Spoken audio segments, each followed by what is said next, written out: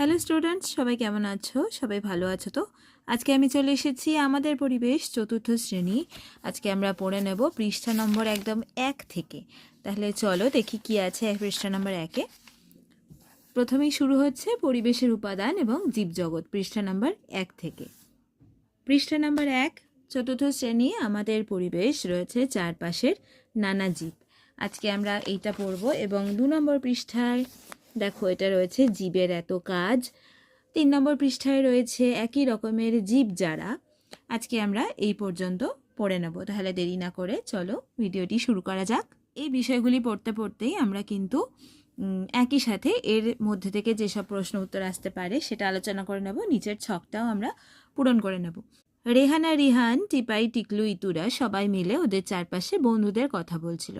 ইতুকে বলল, মাছেদের কালকে পিঁপড়ের ডিম খাইয়েছি। রেহানা বলল, সেটা কোথা থেকে পেলি? উত্তর দিল, বাড়ির পিছন থেকে ঘুরছিলাম, এমন সময় শ্যাওলা ধরা একটা ইঁটে হোঁচট খেলাম। ইঁটটা গেল উল্টে, উল্টে গেলে দেখতে পেলাম ওরে বাবা কত পিঁপড়ে, প্রচুর ডিম। দৌড়ে একটা চামচ নিয়ে এসে প্যাকেটে ভরলাম। তারপর সেই ডিমগুলো কি করলো, মাছেদের খাইয়ে দিল। কি মজা করে মাছেরা খেলো। এরকম সময় দিদিমণি এলেন ওদের আলোচনার মধ্যে এবং তারপরে ওরা আলোচনা করছে। দিদিমণি জিজ্ঞেস করলেন যে ইঁটটা কতদিনের পুরনো? তা জানা গেল যে ইঁটটা অনেক দিনের পুরনো আর তার তলায় পিঁপড়েরা নিজেদের সংখ্যা কী করেছে, বাড়িয়ে ফেলেছে। তাহলে দিদিমণি এখানে বলছেন ইঁট থেকে কিন্তু সংখ্যা বাড়লো না, ইঁট কিন্তু আরেকটা ইঁট হলো না, কিন্তু পিঁপড়েরা কিন্তু নিজেদের সংখ্যা বাড়িয়ে ফেলেছিল। তাহলে এর থেকে আমরা বুঝতে পারি দুটো জিনিস আলাদা ধরনের, পিঁপড়েরা এক ধরনের এবং ইঁটটা হচ্ছে আরেক ধরনের। এরপরে আরেকটা উদাহরণ পাওয়া গেল। দেখো, টিকলু বলছে পরশুদিন বৃষ্টি হয়েছিল, তাতে আমাদের পুকুরে অনেক ব্যাঙাচি হলো আর আমাদের বাড়িতে অনেক ছোট ছোট ব্যাঙ দেখা গেছিল। খুব মজা লাগছিল, সবাই মিলে কিনা লাফালাফি করছিল। এদের স্পর্শ করলে এরা সাড়া দেয়, এদের জন্ম হয়, আবার এরা মারাও যায়। আবার দিদিমণি বললেন যে এরা কিন্তু শ্বাস নিতেও পারে এবং ছাড়তেও পারে, কিন্তু ইঁট শ্বাস নিতে পারে না, ছাড়তে পারে না, আবার আকারে বড়ও হয় না। তাহলে এর মধ্যে থেকে আমরা কি পেলাম না, সজীব বস্তু এবং জড় বস্তুর একটা ধারণা পেলাম। তাহলে চলো দেখি আমরা সজীব বস্তু কাকে বলবো আর জড় বস্তু কাকে বলবো। পদার্থ কাকে বলে? যার ভর আছে, যা কিছুটা জায়গা দখল করে থাকে তাকে পদার্থ বলে। যেমন জল, বায়ু, লোহা, মাটিকে নানা রকম ধাতু, সোনা, রূপা, লোহা, কাঁচ ইত্যাদি হলো পদার্থ। এবার বস্তু কাকে বলে? এই পদার্থ যখন নির্দিষ্ট আকারের হয়ে যায়, অর্থাৎ নির্দিষ্ট আকার ও আয়তন বিশিষ্ট পদার্থকে আমরা বস্তু বলতে পারি। উদাহরণ হলো, লোহা যদি পদার্থ হয়, লোহার পেরেক বা লোহার তৈরি কোনো জিনিস হলো বস্তু। কাঠ হচ্ছে পদার্থ, কিন্তু কাঠের চেয়ার, টেবিল বা লোহা পদার্থ হলে লোহার চেয়ার, টেবিল এরা কিন্তু বস্তু। বই, কলম, বাক্স এগুলো সবাই হলো বস্তু। এবার বস্তু কয় প্রকার ও কী কী? বস্তু হচ্ছে 2 প্রকার, সজীব বস্তু এবং জড় বস্তু। সজীব বস্তু কাদের বলে? যাদের প্রাণ আছে, শ্বাস নেয়, যাদের বৃদ্ধি হয় এবং নিজেরা বংশবৃদ্ধি করে, তাদের সজীব বস্তু বলে। যেমন মানুষ, পশু পাখি, গাছপালা, কীটপতঙ্গ, নানা অণুজীব ইত্যাদি। জড় পদার্থ কাদের বলে? যাদের কিনা প্রাণ নেই, শ্বাস নেয় না, বৃদ্ধি পায় না এবং বংশবৃদ্ধিও করতে পারে না, তাদের জড়বস্তু বলে। যেমন পাথর, মাটি, চেয়ার, কাঁচ ইত্যাদি। তাহলে এসে এবার নিচের ছকটা এটা আমরা পূরণ করে নিই। তোমাকে ঘিরে থাকা জীবের তালিকা। তোমাদের বাড়ির আশেপাশে কি কি জীব দেখতে পাওয়া যায়? এখানে কুকুর রয়েছে, বটগাছ দেওয়া রয়েছে। এছাড়া আমরা লিখতে পারি বিড়াল, আমরা লিখতে পারি কাক, চড়ুই, নানা রকম পাখির আমরা একটাতেই নাম লিখে নিচ্ছি, কাক, চড়ুই, পায়রা। এছাড়া লিখতে পারি এখানে জবা ফুল গাছ।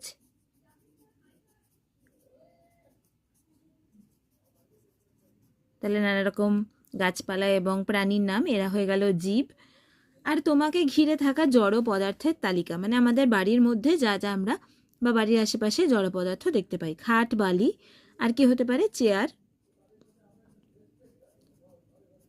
টেবিল,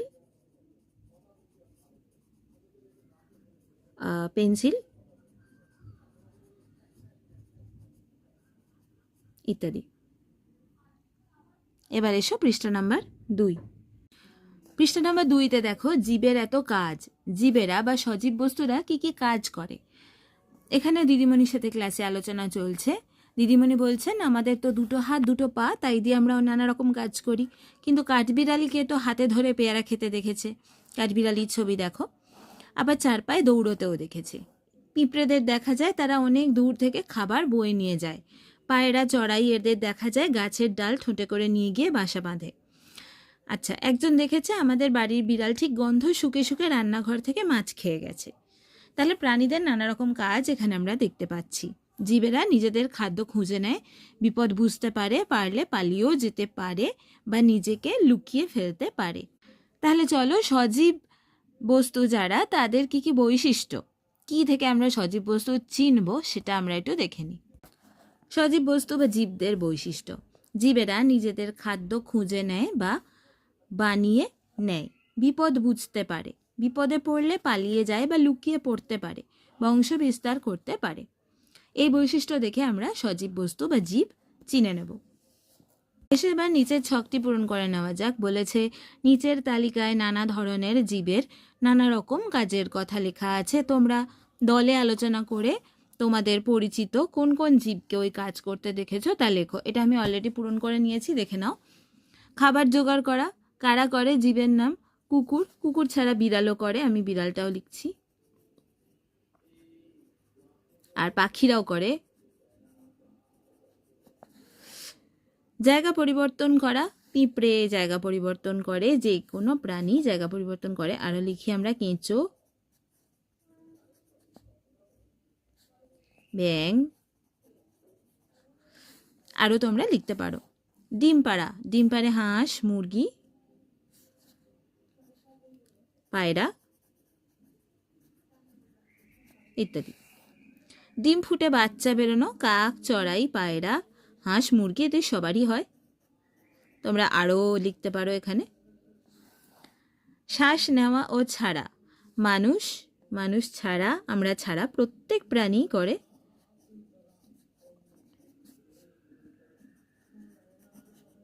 প্রত্যেক জীব লিখলাম কারণ আমাদের গাছপালাও কিন্তু শ্বাস নেয় এবং ছাড়ে। বংশ বিস্তার করা, কুকুর, বিড়াল, আমরা লিখি সকল জীব। বাসা বাঁধে, কাক, চড়াই, বাবুই এরা বাসা বাঁধতে পারে। হুল ফোটানো, বোলতা, ভিমরুল, মৌমাছি এরা হুল ফোটাতে পারে। তাহলে এবার এসো পৃষ্ঠা নাম্বার 3। একই রকমের জীব যারা, এখানে দেখো হীরামতিদের বাগানে কত পাখি আসে। ওর ঘুম থেকে ওঠার আগেই পাখিদের কিচির মিচির শুরু হয়ে যায়। পায়রা, চড়াই, টুনটুনি, ময়না, শালিক আরও কত রকমের নাম না জানা পাখি। ঘুম থেকে উঠে হীরামতি পাখিদের মুড়ি খেতে দেয়। সুমিদের পুকুরে আবার নানা রকমের মাছ, পুঁটি, তেলাপিয়া, রুই, কাতলা। সুমি প্রতিদিন ওদের কুঁড়ো খেতে দেয়। তাপস প্রতিদিন সকালে গরুদের মাঠে বেঁধে দিয়ে আসে। বাবলুদের বাগানে নানা রকম গাছ, আম, কাঁঠাল, কুমড়ো, মেহগনি, কলকে, গাঁদা, জবা, নিম আরও কত কি। নরেশদের পাহাড়ে অবশ্য ঝাউ পাইন গাছই বেশি দেখা যায়।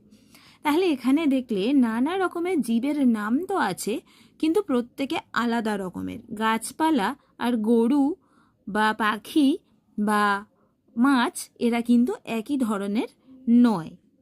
এখানে নিচে বিভিন্ন জীবের নাম লেখা আছে, দলে আলোচনা করে সাজানোর ছকে তোমাদের সাজাতে হবে। উদ্ভিদ কারা আর প্রাণী কারা। এখান থেকে আমরা একটা প্রশ্ন পাবো। জীব কয় প্রকার ও কি কি? জীব 2 প্রকার, প্রাণী ও উদ্ভিদ। প্রাণী হলো এদের মধ্যে জীবের সকল বৈশিষ্ট্য বর্তমান এবং এরা চলাফেরা করতে পারে। আর উদ্ভিদ হলো এদের মধ্যে জীবের সকল বৈশিষ্ট্য বর্তমান কিন্তু এরা চলাফেরা করতে পারে না। এবার এসো নিচের ছকটা আমরা পূরণ করে নিই। এখানে 1 থেকে 20 পর্যন্ত রয়েছে, এদের মধ্যে কারা কারা উদ্ভিদ আর কারা কারা প্রাণী। এখানে আমি ছকটা পূরণ করে নিয়েছি, দেখে নাও। প্রথমে 1-এ আছে থানকুনি, এটা একটা পাতা, উদ্ভিদ। ব্যাঙ হয়ে যাবে প্রাণী। সজনে উদ্ভিদ। গরান হয়ে যাবে উদ্ভিদ। বাঘ একটি প্রাণী। শকুন একটি প্রাণী, শিমুল একটি উদ্ভিদ, ব্যাঙের ছাতা একটি উদ্ভিদ, মশা একটি প্রাণী, গন্ডার একটি প্রাণী, হরিণ একটি প্রাণী, হাতি একটি প্রাণী, শ্যাওলা উদ্ভিদ, গরু একটি প্রাণী, ভাল্লুক প্রাণী, পেয়ারা উদ্ভিদ, পাইন উদ্ভিদ, ফার্ন উদ্ভিদ, মানুষ হলো প্রাণী আর শাল হলো উদ্ভিদ। তোমরা এদিকে 10টা এবং এদিকে 10টা পাবে। নিচে দেখো আরেকটা ছক আছে। নিচের প্রাণীরা বিভিন্ন ধরনের খাবার খায়, সব খাবার এক নয়, যে যা খায় তার ভিত্তিতে তাদের আলাদা দলে ভাগ করো। এখানে 1 থেকে 21টা আছে। এই ছকটাও আমি তোমাদের পূরণ করে দেখাচ্ছি। এখানে দেখো আমি প্রাণীদের নাম একই গোত্রে এদেরকে ফেলে নিয়েছি। হরিণ, গরু, হাতি, ভেড়া এরা ঘাস পাতা গাছের ডালপালা ইত্যাদি খায়। বাঘ, সিংহ, বিড়াল, কুকুর এরা অন্য প্রাণীকে শিকার করে খায়। কাক, শকুন এরা মৃত প্রাণীর দেহাবশেষ খায়। ভালুক গাছের ফল আর মৌচাক থেকে মধু নিয়ে খায়। মশা রক্ত খায়। প্রজাপতি মধু, ফুল থেকে মধু যে পাওয়া যায় সেটা খায়। রুই মাছ, কেঁচো এরা শ্যাওলা, পচা শাকসবজি, অণুজীব, জল বা মাটির মধ্যে থাকা সেগুলো খায়। ব্যাঙ, টিকটিকি, শালিক এরা পোকামাকড় খায়। ইঁদুর ধান, গম ইত্যাদি খায়। আর আরশোলা উদ্বৃত্ত খাবার খায়। আশা করি তোমরা বুঝতে পারলে যে কত রকমের জীব এবং জড় হয় এবং তাদের কি কি কাজ হয়, তাদের বৈশিষ্ট্য অনুসারে আমরা তাদেরকে আলাদা করে নিলাম। তাহলে আজকের ভিডিওটি তোমাদের কেমন লাগলো আমাকে কমেন্ট করে জানাও। আশা করি তোমাদের আজকের ভিডিওটি ভালো লেগেছে। ভালো লাগলে কিন্তু অবশ্যই লাইক করে দেবে, আর ভালো লাগলে চ্যানেলটিকে সাবস্ক্রাইব করে দেবে যাতে আগামী ভিডিওটা তোমরা দেখতে পাও। নোটিফিকেশন পেতে গেলে কিন্তু বেল আইকনটাও টিপে দিতে হবে। তাহলে আজকের ভিডিও এখানেই শেষ করছি। সবাই ভালো থেকো।